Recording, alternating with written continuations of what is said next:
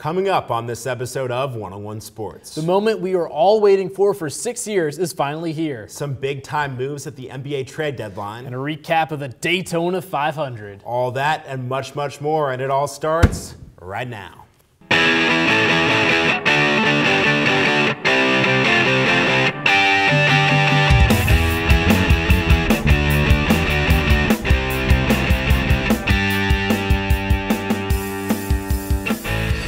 Welcome back to another episode of 101 Sports. I'm Stephen Normington, and no, I cannot broad jump as far as Byron Jones. I think that's kind of the point because it's a record. I'm Preston, Willett, and here are your starting five. It's finally happening. On May 2nd, Floyd Mayweather Jr. and Manny Pacquiao will meet in Las Vegas to unify the welterweight title. Steve, how big of an impact is this on a sport that's been struggling for a while, and who's going to win the fight?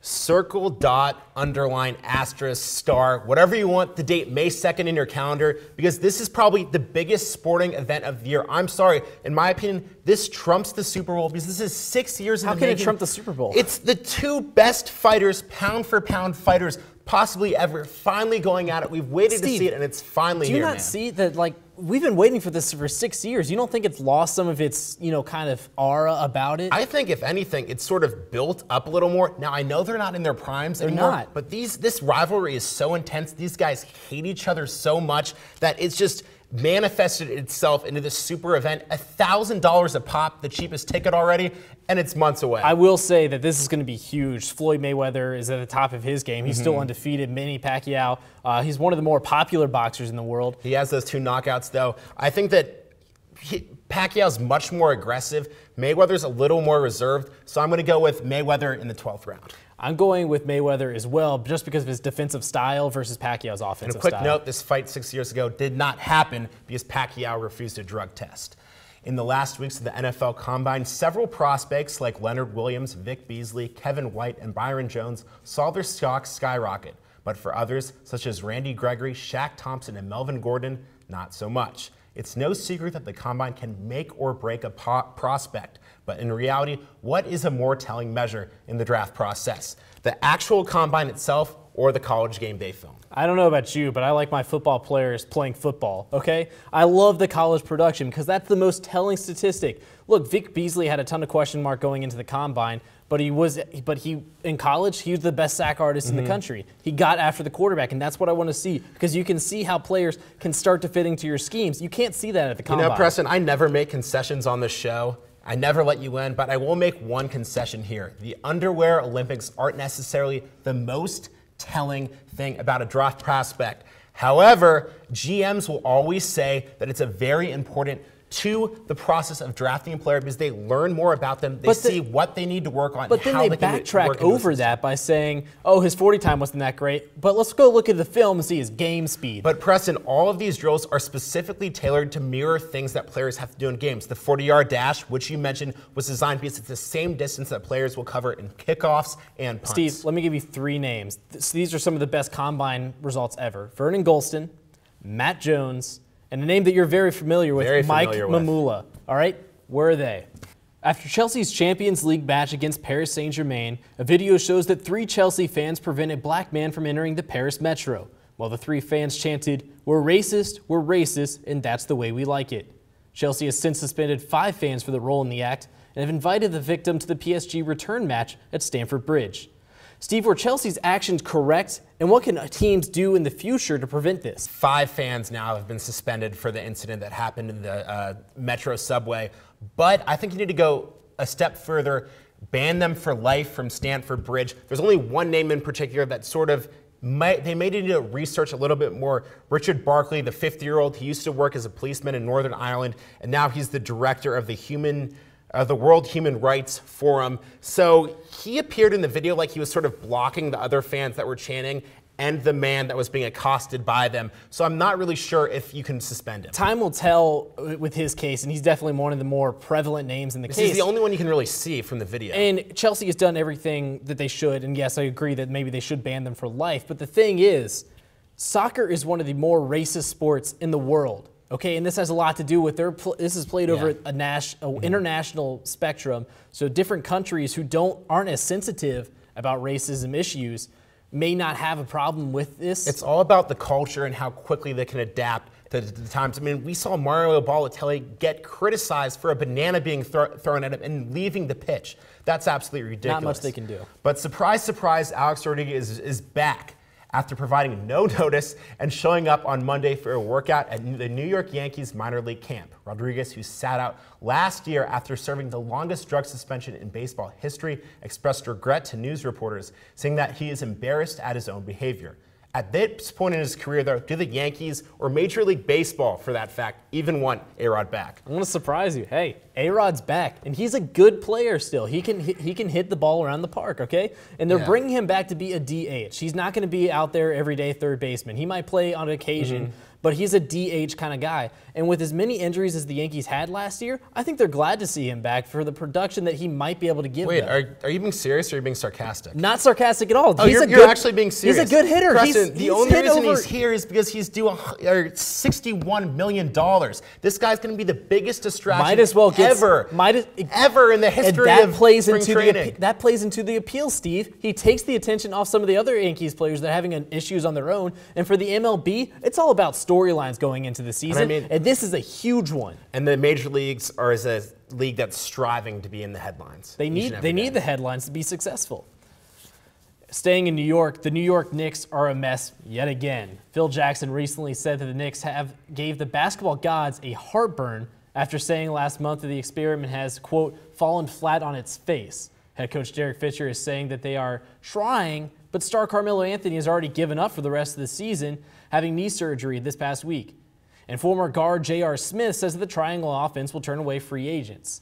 Will Phil stick with his system or stick with his guns, or is he going to turn away to get more people in? This is the most successful basketball coach in the history of basketball, debatably, but I think he is. Red Arbo. Okay. That's a different debate, though, Preston. Getting off track. Phil is going to stick with his guns, implement his system, because he knows it works, and the summer of 2015 is coming up. This was the New York Knicks' plan, right? They're going to tank it this year, get a good draft pick, attract some free agents. And look, they're in a good position because we look at the Boston Celtics back in 2008. Yeah. You know, they one of the worst teams in the league. They had a high draft pick. They turned it into Paul Pierce teaming up with Kevin Garnett and Ray Allen. Great team. We all know what happened there. They won a championship. They won a championship together. This can happen here. Marc Gasol can come in. They're going to use that high draft pick maybe on a guy like Jahlil Okafor or another guy like Emmanuel Mudiay. Well, I don't know what Knicks fans or NBA talking heads expect, but if you look at this roster, you have Lance Thomas, who I forgot went to Duke. I didn't even remember that name. And Travis Ware, and you expect to be a playoff team or in the hunt for the playoffs, look, especially without Carmelo Anthony. That's a joke. It's not great right now.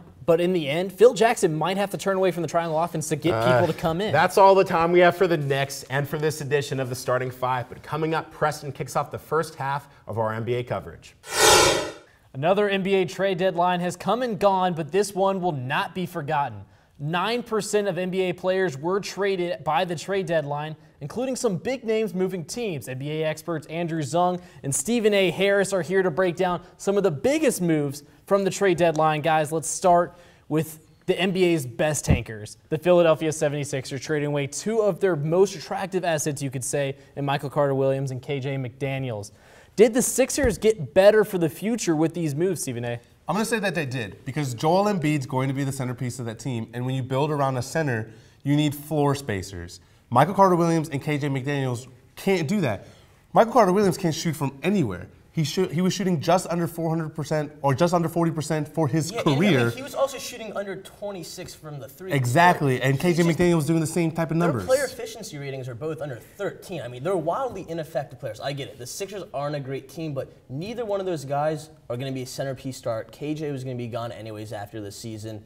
You got to trade them for some type of asset. Who knows? They might have gotten some kind of shot, but they're just too risky right now. Was the return good enough, though? More than good. They got a top five. They got a top five protected pick. They got that Lakers pick. Even if they don't get it this year, it's top 3 protected. And let's not act like the Lakers are all of a sudden going to win a championship and it's just going to turn into the 30th pick. MCW stock may never be higher than it is right now. Exactly. They were trading high. It's always tough to trade away a point guard, but speaking of another point guard, the Thunder also traded away a young point guard in Reggie Jackson in a 3-team trade that brought Enes Kanter, Kyle Singler, and DJ Augustine and Steve Novak to the Thunder, solidifying their bench more. Does this help their playoff chances, Andrew? Without a doubt. I mean, I love this trade. Reggie Jackson wasn't really fitting it anymore, and DJ Augustine actually has better per 36 minutes stats than Reggie. That's going to make for a lot better when he's coming off the bench. And then in Enes Kanter, you have a guy who has a player efficiency rating of about 17.86. They trade away Perkins, who has one of 7.86. This is more than doubling offensive complement to Ibaka. It is really making sure that they're going to be a top 8 seed now, guaranteed. And if you look at it too, ever since they traded for Dion Waiters, that was 4 guys on their team that needed the ball to be effective. Yep. And let's be honest, Reggie Jackson was fading out of that system. They wanted Dion Waiters to be their 6th man. So they get rid of one member of that front court, or that backcourt, excuse me, and get them out of there. They have DJ Augustine, who can play off the ball with Russell, so Russell can throw him the ball in the corner. And I mean, he also is a good enough point guard, too, coming off the bench. He's a guy who would be a fringe starter on some teams. He really is making sure this team's solidified for the playoffs. Starting lineup-wise, Steven Adams or Enes Kanter, real quick? I like Enes Kanter just because he complements Ibaka better. So I'm going to say Steven Adams just because I think he's better defensively and he's a bigger body. Great. All right, well, speaking of teams that completely restructured their backcourt, the Phoenix Suns are pretty much that team. Goran Dragic, Isaiah Thomas, and the rookie Tyler Ennis are all gone, while they were able to bring in Brandon Knight along with 3 future first-round picks, so that's good for the future. But how does this move impact both the Suns now in their playoff push, but also in the future, trying to build a team long-term? In the future, this is going to be good because they got more draft picks, and you can never complain about getting more first-round draft picks. But right now, they traded away their playoff hopes. But they had no right now regardless. Their playoff hopes are gone. They had no chance. Listen, can I get my... Okay. I didn't even get a chance. The 7th and 8th seed. Let me get a chance. The Thunder just got stronger. The Suns got weaker. Their front court was already thin, and then they trade away the only semblance of a big man they really had for nothing in return. So their backcourt's thinner, their front court's thinner. They got more draft picks. Brandon Knight could not make up the production that Isaiah Thomas and Goran Dragic could make. I don't think the backcourt got that much thinner because you're losing Dragic. They lost an entire point guard. They lost an entire scoring threat. You're not going to retain Dragic after this year, no matter what. Isaiah Thomas wasn't happy in the situation. And then what happened to Isaiah Thomas? Brandon Knight is not Isaiah Thomas. Brandon Knight is going to be able to probably be retained cheaper than Dragic. And think about this, though. Isaiah Thomas was making $9 million a year, and he was a better point guard. But they're not better than the Spurs nor the Thunder. They're not making the playoffs regardless. You might as well cash in now. They could have very easily made the playoffs. There's no way. I'm telling you. With Kevin Durant's injuries problems this season, Westbrook is better than any guy. There's no way they would. There's no doubt that there's only one spot really open for grabs right now in the playoffs. And let's be honest, Kevin Durant and Russell Westbrook doesn't look like they're going to miss the playoffs. And Brandon Knight, he is almost an all-star this year, so I'll give Andrew the benefit of the doubt here. But we'll absolutely be talking about this trade deadline for years to come as we see how each player that got traded this deadline, their roles in the future for these teams. But coming up in the future of one-on-one sports, we continue with the NBA trade deadline breakdown.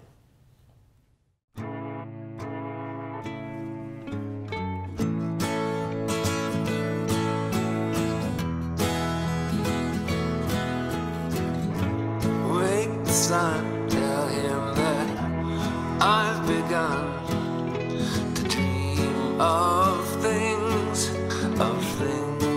to come, and tell the trees not to look for me. I'm going to find some peace of mind. Wake the sun. Wake the sun, wake the sun, wake the sun.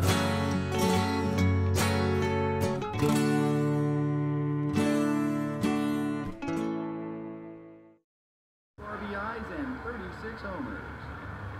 Swings at the first pitch and fouls it deep back into the stands. Chill raw and prepared foods promptly. 1 in 6 Americans will get sick from food poisoning this year. Check your steps at foodsafety.gov.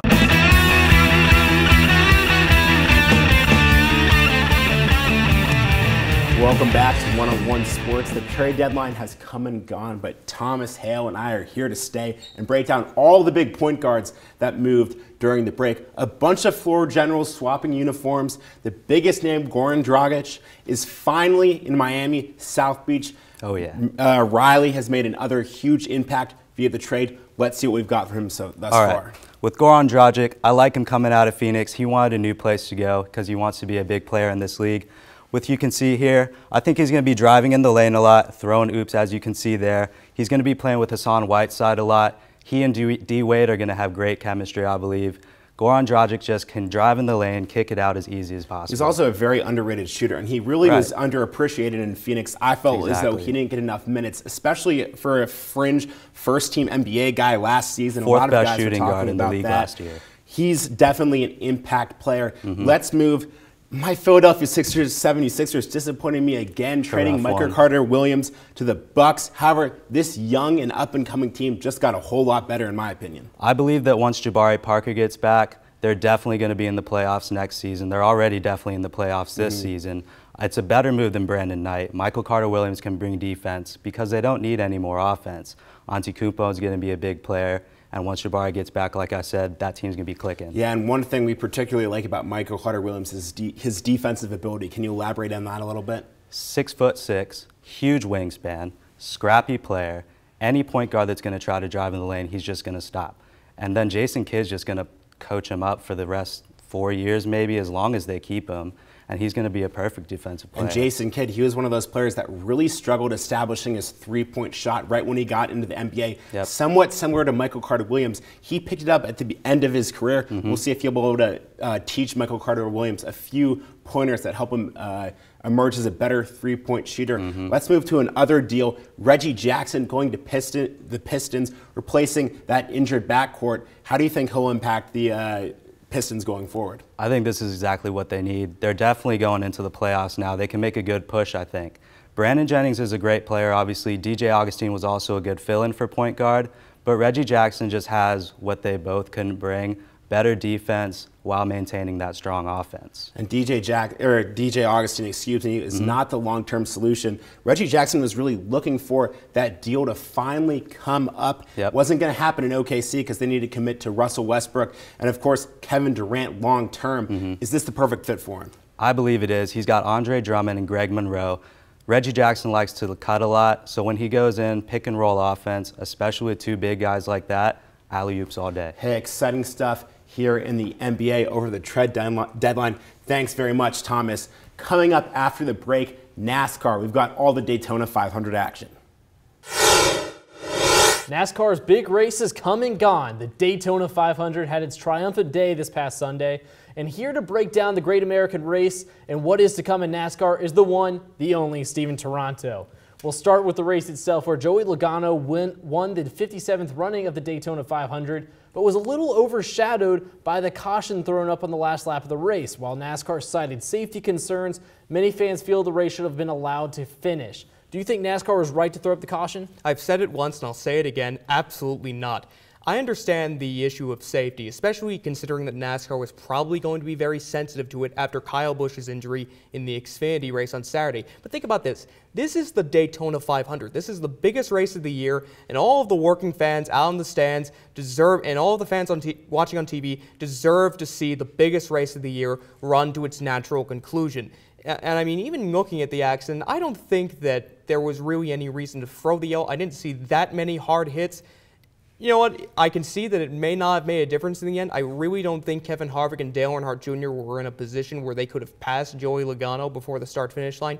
But you know what? I don't think that the current green, white, checkered rules are the answer. I don't think that they're really good in application. So you think whatever happened, this was how it was going to finish anyway? It could have, but it would have been nice to have seen it done that way as opposed to nice to finish the race, of course. It would have erased any doubt. Yeah, absolutely. Well, notably absent from this weekend were the Busch brothers, Kurt and Kyle, who will be out for the foreseeable future due to suspension and injury, respectively. Their substitute this weekend were Reagan Smith in the number 41 car and Matt Crafton in the number 18 car. Which of these substitute cars should keep their position? I'm a very big believer in Regan Smith. He is a Cup caliber driver. He deserves to be in the Cup Series. I mean, he won the Southern 500 back in 2011, so there's no doubt that he can do it. And he subbed very spectacularly for Dale Earnhardt Jr. back in 2012, which led to his current Xfinity Series ride. But why not Matt Crafton? Matt Crafton, I feel like he's a truck lifer. He's up there in age. He's 38. And apparently Joe Gibbs Racing didn't think he was the answer either, because they just announced that David Reagan will be Kyle Busch's substitute driver until Busch is ready to drive again. But I don't think Reagan is the answer because he already has a full-time ride in the Sprint Cup Series. You know what I would like to see? I'd like to see one of these guys who's riding around there in poor equipment like Ryan Truex, like Timmy Hill, like Parker Cliburn. I'd like to see one of these young, unproven guys get a shot at the big time. And it's happened before. Back in 1990 when Neil Bonnet got injured at Darlington, the Wood brothers called a young driver by the name of Dale Jarrett in 3 Daytona 500s and a Winston Cup later, he was in the Hall of Fame. We'll have to see if Reagan Smith can keep his car, but for now, moving forward from the Daytona 500, which driver can translate their success in Florida to the success down the road? You know who I think it is? Martin Truex Jr. If you believe that Daytona is an indicator of how your season's going to go, he finished dead last in the Daytona 500 last year, and he had a terrible season. And also, he had some issues with his personal life, his girlfriend coming down with cancer. But Speed Weeks this year, that Colorado-based team, that Furniture Road team, prepared a great car for him, led the most laps in the Sprint Unlimited, and he finished second to Matt Kenseth. In the Daytona 500, I thought he had a real legitimate shot to win there, and he ended up finishing 8th in the end. I think that this season is going to go a lot better, a lot different from 2014 for Martin Truex Jr. this time. So, how high can he go? You know what? I think that he'll get a couple of top 5s, a good, I'd say about 12 top 10s, and if he plays his cards right, he can win. He can make the chase. The big statement there, Martin Truex Jr. But finally, reflect with me, the Great American Race. So what was your favorite moment from Speed Week 2015? It has to be Ryan Reed winning the Xfinity Series race, because Preston, listen to this. When Ryan Reed was 18 years old, he signed with Kyle Busch Motorsports to run the Truck Series, but then he came down with type 1 diabetes, and his doctor told him he'd never race again. He refused to listen, found a different doctor who told him this is what you should do if you want to drive a race car. He got a ride with Roush Fenway last year, didn't do much with it. People were asking, oh, why is Ryan Reed in a Roush car? He's just another pay driver. Goes down to Daytona, runs a beautiful race, and on the last lap, he pulled a slingshot move past Brad Keselowski, and you know what? How can you not love a story like that? How can you not love a guy like that, a young guy like that, overcoming all of those obstacles, all those odds, and now he's a winner at Daytona forever? Absolutely, the heartwarming story of the weekend. A great moment for sure, but coming up, more great moments on 101 Sports as we look at the impending NHL trade deadline. Stay tuned.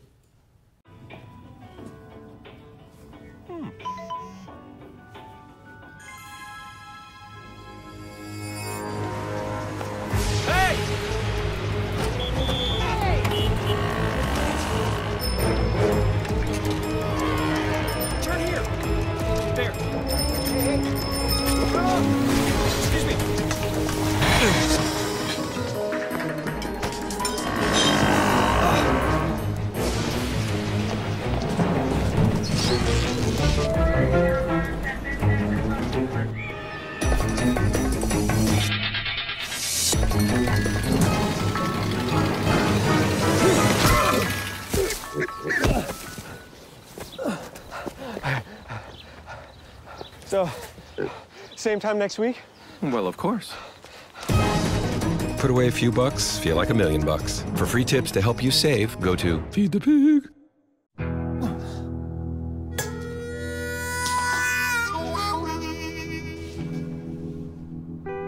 Get caught buzz driving, and you could do some hard time.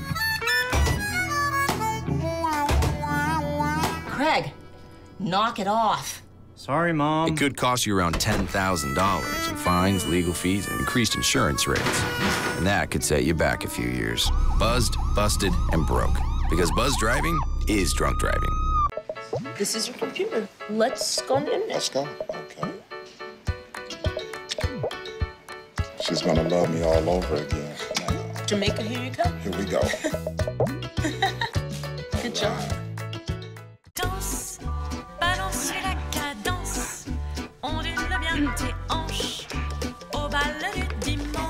You didn't give up on sex. Don't give up on birth control either. There are more methods than you think. Find yours at bedsider.org.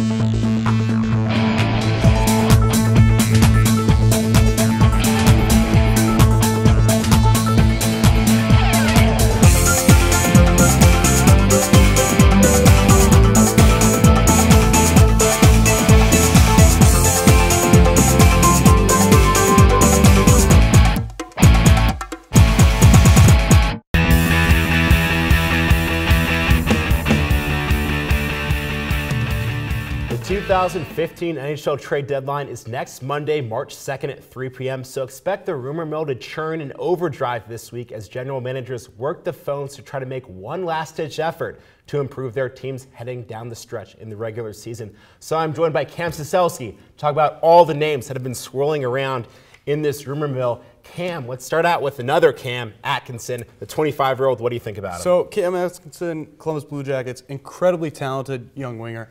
It would be a mistake for the Blue Jackets to trade him this year. I think he's going to stay right where he is. He's had interest by the Bruins, among other teams, because the Bruins have been looking to add, another winger. He's really talented. He's so young. I think he's only making around $1 million this year. Expect that salary to implode. Let's move on to Tyler Bozak. He's another name that's been out there. He's playing for Toronto at a first winger right now, but he's expected to be a second or third winger when he's traded. Yeah, so with Tyler Bozak, he's had rumors going around him for the past couple of years. But in this particular trade deadline, centers, especially two-way centers, young two-way centers like Tyler Bozak, are going to be in high demand. So I see him going out of Toronto. I could see him going to Montreal because they're very weak up the middle. I could also see him with the New Jersey Devils because for some time now they've been looking to add a number 2 center behind Travis Zajac. Yeah, he's also pretty talented with face-offs, something that they're in desperate need of. Let's move on to Anton Vernet. He's another young, talented player, also a good face-off man. Right now, he's projected to make around $3.7 million in cap space. Where do you see him moving or staying? So Vermette's going to be gone after this year. He's been the hot player people are talking about at this trade deadline, and for good reason. He's an experienced two-way center, great face-off potential, like you said. I could see him going to Rangers or again Montreal because of his experience and the way he can play both offense and defense. And lastly, Patrick Sharp, a bit of a surprising name that's been thrown out there, but the Blackhawks currently sit $2.2 million over the cap, so they're going to have to make a move either now or in the offseason. What do you think is going to happen here? I think he's staying. Okay. I think they will definitely have to make moves in the offseason, but right now it would be a mistake to move Patrick Sharp. This has been a linchpin for the Stanley Cup teams that Chicago has put together. They're in a cup year again. They're not moving him now. And another guy they've been talking about is Brian Bickle. He's staying in place as well. And I mean, he had 70 points career year last year. I don't see him going anywhere. Fabulous stuff as always, Mr. Ciesielski. Coming up, the return of Kevin Garnett brings Preston back to rejoin me at the debate desk.